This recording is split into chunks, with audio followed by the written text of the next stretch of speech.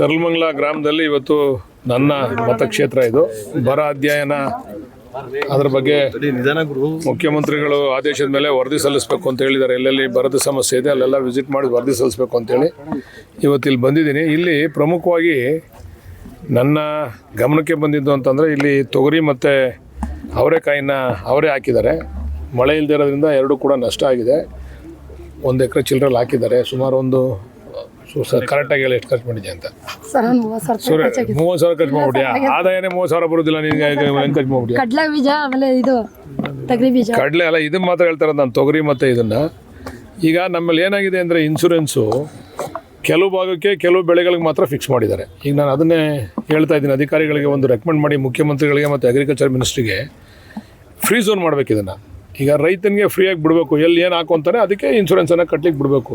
ನೀವು ಇಲ್ಲಿ ಬೆಳೆದ್ರೆ ರಾಗಿಗೆ ಮಾತ್ರ ಕೊಡ್ತೀವಿ, ಇಲ್ಲಿ ಬೆಳೆದ್ರೆ ತೊಗರಿಗೆ ಮಾತ್ರ ಕೊಡ್ತೀವಿ ಅಂತಕ್ಕಂಥದ್ದನ್ನ ಅದನ್ನು ನಿಲ್ಲಿಸಬೇಕು. ಇವಾಗ ಮುಖ್ಯಮಂತ್ರಿಗಳಿಗೂ ಮತ್ತು ನಮ್ಮ ಅಗ್ರಿಕಲ್ಚರ್ ಮಿನಿಸ್ಟರ್ ಯಾರು ಆಗ್ತಾರೋ ಅವ್ರ ಮೇಲೆ ಒತ್ತಾಯ ತಂದು ಫ್ರೀ ಝೋನ್ ಮಾಡಲಿಕ್ಕೆ ಹೇಳ್ತೀವಿ ನಮ್ಮ ಭಾಗದಲ್ಲಿ. ಯಾಕಂದರೆ ನಾವು ಇಷ್ಟ ಬಂದಿದ್ದ ಬೆಳೆ ನಾವು ಬೆಳ್ಕೋಬೇಕು, ನಮ್ಗೆ ಸ್ವಇಚ್ಛೆ ಇರಬೇಕು.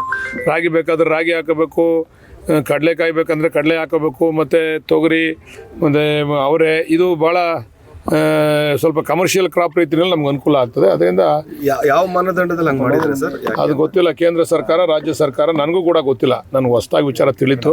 ನಾನು ನಮ್ಮ ಅಗ್ರಿಕಲ್ಚರ್ ಡಿಪಾರ್ಟ್ಮೆಂಟ್ ಅವ್ರನ್ನ ಕೇಳಿದೆ.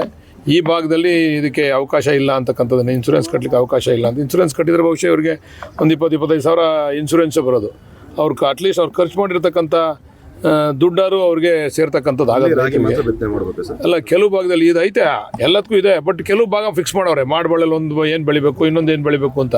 ಅದನ್ನು ಫ್ರೀ ಝೋನ್ ಮಾಡಿ ಅಂತೇಳಿ ನಾನು ಸರ್ಕಾರನ ಒತ್ತಾಯ ಮಾಡ್ತೀನಿ. ಕೆಲವೊಂದು ಸರ್ ಪ್ರಚಾರದ ಕೊರತೆ ಇದೆ ಸರ್. ಯಾಕೆಂದ್ರೆ ಇಲಾಖೆಗಳಿಂದ ಈಗ ಬಿತ್ತನೆ ಬೀಜದ ವಿಚಾರ ಮಾತಾಡಿದ್ರು ಅವರು, ಆದರೆ ರೈತರುಗಳಿಗೆ ಕೆಲವೊಂದು ಮಾಹಿತಿನೇ ಖಂಡಿತ ಕೊರತೆ ಇದೆ. ಆ ಕೊರತೆ ನೀಗಿಸ್ತಾ ಇದ್ದೀನಿ. ಈಗ ಜಿಲ್ಲಾಧಿಕಾರಿಗಳಿಗೂ ಕೂಡ ಈ ವಿಚಾರವಾಗಿ ತಿಳಿಸಿದ್ದೀನಿ. ವಿಲೇಜ್ ಅಕೌಂಟೆಂಟ್ಸು ಮತ್ತು ನಮ್ಮ ಅಗ್ರಿಕಲ್ಚರ್ ಡಿಪಾರ್ಟ್ಮೆಂಟಲ್ಲಿ ಸ್ಟಾಫ್ ಕಡಿಮೆ ಇರೋದ್ರಿಂದ ಕೋರ್ಡಿನೇಷನಲ್ಲಿ ಕೆಲಸ ಮಾಡಬೇಕು. ನಮ್ಮ ವಿಲೇಜ್ ಅಕೌಂಟೆಂಟ್ಸ್ಗಳು ಕೊರತೆನ ನೀಗಿಸ್ತಕ್ಕಂಥ ರೀತಿಯಲ್ಲಿ ಪಾಂಪ್ಲೆಟ್ ಮಾಡಿ ಮನೆಗೂ ಕೂಡ ಯಾವ್ಯಾವ್ದು ಏನೇನು ವಿಚಾರ ಇದೆ, ಇನ್ಶೂರೆನ್ಸ್ ವಿಚಾರ ಇರ್ಬೋದು ಅಥವಾ ರಾಗಿ. ಈಗ ನೋಡಿ ನಮಗೆ ಎಲ್ಲ ಅವ್ರು ಬಂದ್ರೆ ಅಗ್ರಿಕಲ್ಚರ್ ಡಿಪಾರ್ಟ್ಮೆಂಟ್ ಕರೀಲಿ, ಬಿಡೋದೇ ಇಲ್ವಲ್ಲ ನೀವು. ಅಗ್ರಿಕಲ್ಚರ್ ಡಿಪಾರ್ಟ್ಮೆಂಟ್ ಅವರು ಎಡಿನ ಕರಿಯಪ್ಪ, ಡೈರೆಕ್ಟ್ರನ್ನ, ಜೆಡಿನ. ಈಗ ಅಲ್ಲಿ ಏನಂದರೆ ನಮಗೀಗ ರಾಗಿ ಮುಗೀತು, ನಾವಿನ್ನು ಬಿತ್ತನೆ ಮಾಡೋಕ್ಕಾಗಲ್ಲ. ಈಗ ಒಂದೇ ಒಂದು ನಮ್ಮದು ಯಾವುದಪ್ಪ ಅಂದ್ರೇನೋ ಹೆಸರು ಹೇಳಿದ್ರಪ್ಪ ತಳಿ, ಆ ಹೊಸ ತಳಿ 90 ದಿವಸ ಹೇಳೋದೇನು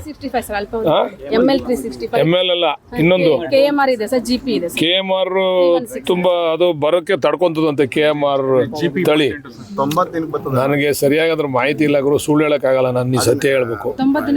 90 ದಿವಸಕ್ಕೆ ಬರ್ತದೆ ಅಂತೇಳಿ ಆ ತಳಿನ ರೆಡಿ ಮಾಡ್ಕೊಳ್ಳಿ ಅಂತ ಹೇಳಿದ್ದೀವಿ. ಈಗೇನಾದರೂ ಕೂಡ ಮಳೆ ಅಂದರೆ ಆ ತಳಿ ಕೊಡಬೇಕು ಎಲ್ರಿಗೂ ಬಿತ್ತನೆ ಬೀಜ ಅಂತಕ್ಕಂಥದ್ದನ್ನು ಹೇಳಿದ್ದೀನಿ. ನಮ್ಮ ಅಗ್ರಿಕಲ್ಚರ್ ಡಿಪಾರ್ಟ್ಮೆಂಟ್ ಅವ್ರಿಗೆ ಹೇಳಿದ್ದೀವಿ. ಸ್ವಲ್ಪ ಸಾಕತ್ತು ಕೊರತೆ ಇದೆ ಇಲ್ಲಿ, ಮಾಹಿತಿ ಕೊರತೆ ಇಲ್ಲ ಇದೆ. ಇದು ಈಗ ಜವಾಬ್ದಾರಿ ತೊಗೊಂಡು ಮುಖ್ಯಮಂತ್ರಿಗಳು ನಮ್ಗೆ ಆದೇಶ ಮಾಡಿದ್ದಾರೆ. ಇದೆಲ್ಲವನ್ನು ಕೊರತೆಯನ್ನು ನೀಗಿಸಬೇಕು, ನೀವು ಜವಾಬ್ದಾರಿ ತೊಗೋಬೇಕು ರೈತರ ವಿಚಾರದಲ್ಲಿ ಅಂತಕ್ಕಂಥದ್ದನ್ನು ಹೇಳಿದ್ದಾರೆ.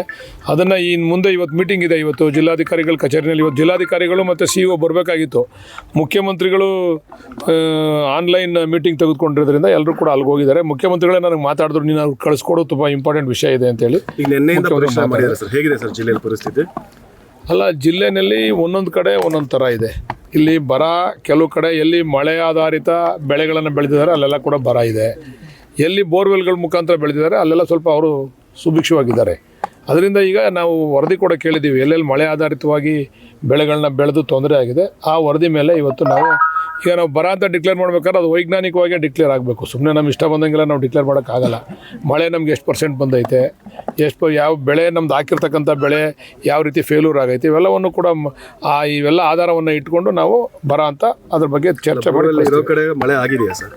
ಬೋರ್ವೆಲ್ ಇರೋ ಕಡೆ ಬೆಳ್ಕೊಂಡಿದ್ದಾರೆ ಅವರೇನೆ ರೈತರುಗಳು.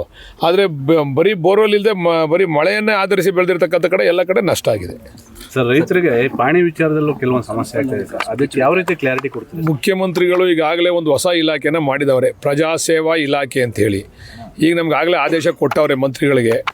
2 ಶನಿವಾರಗಳ ಕಾಲ ಒಂದೊಂದು ತಾಲೂಕು ಹೆಡ್ ಕ್ವಾರ್ಟರ್ಲ್ಲಿ ಕೂತ್ಕೊಂಡು ಬೆಳಗ್ಗೆಯಿಂದ ಸಂಜೆವರೆಗೂ ಎಲ್ಲ ಜಿಲ್ಲಾಧಿಕಾರಿಗಳಿಂದ ಹಿಡಿದು ಎಲ್ಲ ಅಧಿಕಾರಿಗಳನ್ನ ಕುಂಡಿಸ್ಕೊಂಡು ಏನೇನು ಸಮಸ್ಯೆ ಇದೆ ಎಲ್ಲನೂ ಕೂಡ ಆಲಿಸಬೇಕು ಅಂತ ಹೇಳಿದ್ದಾರೆ. ಅದರಲ್ಲಿ 1 ರಿಂದ 1.5 ತಿಂಗಳು ಅವ್ರಿಗೆ ಅವಕಾಶ ಕೊಡ್ತೀವಿ. ಕಾನೂನುಬದ್ಧವಾಗಿರ್ತಕ್ಕಂಥ ಎಲ್ಲ ಅರ್ಜಿಗಳನ್ನೂ ಕೂಡ ವಿಲೇವಾರಿ ಮಾಡಬೇಕು ಅವರು. ಈಗಾಗಲೇ ಸ್ಪೆಷಲ್ ಹೊಸ ಇಲಾಖೆ ಇವ್ರು ಬಂದ ನಂತರ ಶುರು ಮಾಡಿದಂಥ ಇಲಾಖೆ, ಅದಕ್ಕೊಬ್ಬರು ಒಳ್ಳೆಯ ಅಧಿಕಾರಿನೂ ಕೂಡ ಹಾಕಿದ್ದಾರೆ. ನಾವು ಕೂಡ ಜವಾಬ್ದಾರಿ ತೊಗೊತಾ ಇದ್ದೀವಿ, ಅದನ್ನು ಜವಾಬ್ದಾರಿಯುತವಾಗಿ ಮಾಡ್ತೀವಿ. ಒಂದು ನಮ್ಮ ಜಿಲ್ಲೆ, ನಾನು ಬೇರೆ ಇದ್ರ ಬಗ್ಗೆ ನಾನು ಮಾತಾಡೋಕೆ ಹೋಗೋದಿಲ್ಲ, ನಮ್ಮ ಜಿಲ್ಲೆ ಮುಖ್ಯಮಂತ್ರಿಗಳ ಜಿಲ್ಲೆ, ಇಲ್ಲಿ ಸಾರ್ವಜನಿಕರಿಗೆ ಯಾವುದೇ ತೊಂದರೆ ಕುಂದು ಕೊರತೆ ಆಗದೇ ಇರತಕ್ಕಂಥ ರೀತಿಯಲ್ಲಿ ನಾವು ಆಡಳಿತವನ್ನು ನಡೆಸ್ತೀವಿ ಜನಗಳ ಆಶೀರ್ವಾದದಿಂದ. ನಿರ್ವಹಿಸ್ತಾರೆ ಸರ್ ಜಿಲ್ಲಾ ಹೆಡ್ ಕ್ವಾರ್ಟರ್ಲಿ ಎಲ್ಲಿ ಕಾರ್ಯನಿರ್ವಹಿಸ್ತಾರೆ? ಇನ್ನೂ ಅದು ಹೊಸ ಇಲಾಖೆ ಆಗಿರೋದು ಈಗ ನಾವು ಮಾಡ್ತೀವಿ, ಇನ್ನೊಂದು 15 ದಿವಸದಲ್ಲಿ ಮಾಡ್ತೀವಿ. ಅಸೆಂಬ್ಲಿ ಮುಗಿದ ತಕ್ಷಣವೇ ಮೊದಲನೇದಾಗಿ ಎಲ್ಲ ತಾಲೂಕುಗಳಿಗೂ ಹೋಗ್ತೀವಿ. ಒಂದೊಂದು ತಿಂಗಳಿಗೆ 2 ತಾಲೂಕುಗಳನ್ನ ಮಾಡ್ತೀವಿ. ಸರ್ ಕೃಷಿ ತರಬೇತಿ ಕೇಂದ್ರ ಅಂತೇಳಿ ಅವಾಗ ಹುಲಿಕಟ್ಟೆಯಲ್ಲಿ ಮಾಡಿದ್ರೆ ಅದು ಯಾವ ಹಂತದಲ್ಲಿ? ಅದಿದೆ, ಬಿಲ್ಡಿಂಗ್ ಕಟ್ತಾವ್ರೆ.